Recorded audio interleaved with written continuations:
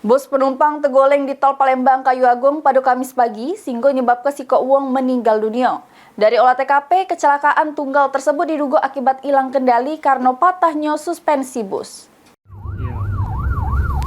Oh, kecelakaan. Iya. Ini kita tadi bukan? Barusan. Iya, barusan ini. Pakai Depan itu, Pak. kita tadi. Video amatir warga ini seleka kecelakaan tunggal bus Mior yang terjadi di tol Palembang Kayu Agung, tepatnya di kilometer 356 pada Kamis pagi. Tak selek penumpang dari juru bus yang terbalik dievakuasi keluar oleh petugas.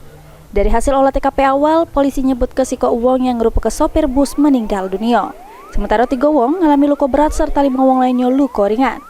Korban luka-luka kemudian dievakuasi untuk dapat ke perawatan di rumah sakit.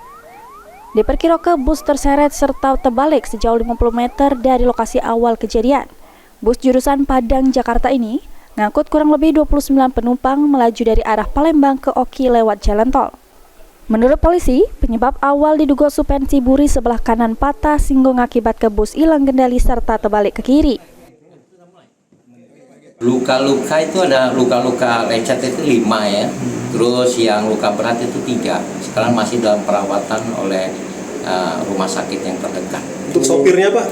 Sopir, informasi awal yang meninggal dunia itu sopir. Setelah TKP awal, jadi kecelakaan itu penyebabnya dari suspension yang sebelah kanan, yang belakang kanan itu yang patah. Jadi kendaraan lepas kendali oleng ke sebelah kiri, ya, menabrak garis pembatas sebelah kanan, ya, garis pembatas sebelah kanan sehingga kendaraan itu hilang kendali dan Polisi ini masih melakukan penyelidikan lebih lanjut, termasuk soal kecepatan bus pas melintas di lokasi.